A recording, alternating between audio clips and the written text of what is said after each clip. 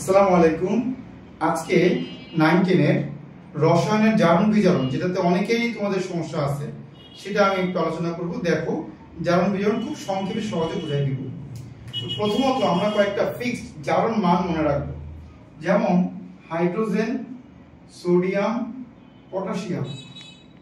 এইগুলা সাধারণত +1। এক্ষেত্রে হাইড্রোজেন মাঝে মধ্যে -1 হইতে পারে যখন ধাতুর সাথে বসে, তবে 90% ক্ষেত্রে এটা +1ই পাবা। Chlorine -1, oxygen -2, sulphate -2।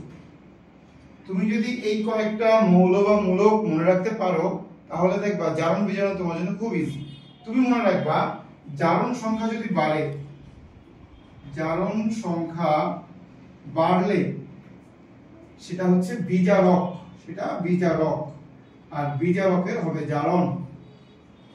আর জারণ সংখ্যা একইভাবে যদি কমলে তা হবে জারক, এবং জারকের হবে বিজারণ।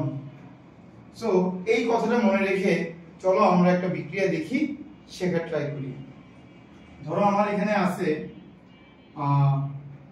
Copper sulphate plus zinc equal to zinc sulphate plus copper. তোমাকে এখানে আরেকটা খুব ইম্পর্টেন্ট কথা মনে রাখতে হবে, সেটা হলো মুক্ত মৌলের জারণ মান 0। মুক্ত মৌল, যেটা কিনা স্বাধীন মৌল, তার জারণ মান 0। অর্থাৎ দেখো এখানে এই যে জিঙ্ক কারোর সাথে যুক্ত নাই, কপার কারোর সাথে যুক্ত নাই, একা একা সিঙ্গেল আছে। এরকম সিঙ্গেল থাকলে এটা 0, সিঙ্গেল থাকলে এটা 0। এখন কথা হলো, স্যার আমার তো কপার বা জিঙ্ক এই জারণ মানগুলো আমি জানি না, এটা আমি লিখি নাই। সালফেট তো লিখছি, সালফেটের কত -2, সালফেটের কত -2। তুমি মনে রাখবা, একটা যৌগের টোটাল জারণ মান হয় 0।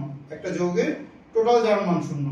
অর্থাৎ এই যদি একটা যৌগ হয়, এটা -2, তাহলে এইখানে এমন একটা জারণ মান হবে যার ফলে যেন টোটাল 0 হয়। এটা +2, এটা কি তাহলে +2। তাহলে এইবার তুমি খেয়াল করো, কপার +2 থেকে 0 হয়েছে না? কপার +2 থেকে 0 হয়েছে, তাহলে কি কমছে। আর যার কমে সে জারক, জারকের হয় বিজারণ। তাহলে আমি বুঝতে পারছি এটা একটা কপার একটা জারক, এবং এই জারকের কি হচ্ছে, বিজারণ হচ্ছে। অন্যদিকে জিঙ্ক 2+ হচ্ছে, অর্থাৎ এটা একটা বিজারক এবং এর জারণ হচ্ছে। কারণ জিঙ্কের 0 থেকে 2 হচ্ছে, বাড়তেছে। যেহেতু বাড়তেছে তাই এটা প্রক্রিয়ার নাম জারণ।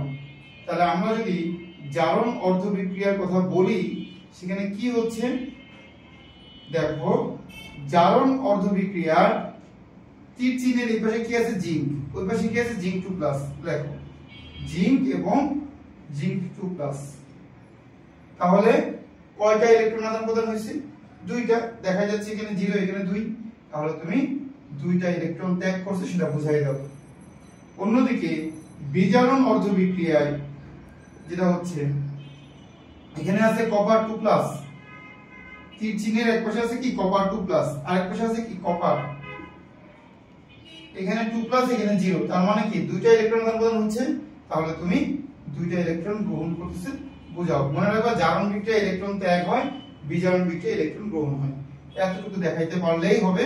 এরপর তুমি বাংলা কথাই বলে দিবা, যেখানে কে কেন জারণ হচ্ছে, কার কেন বিজারণ হচ্ছে, এই কথাগুলো বললেই হবে। আশা করি তোমরা বুঝতে পারছো। এই পয়েন্টগুলো মনে রেখে জারণ বিজারণ করতে পারলে ইনশাআল্লাহ তোমার ভুল হবে না। ধন্যবাদ। আসসালামু আলাইকুম।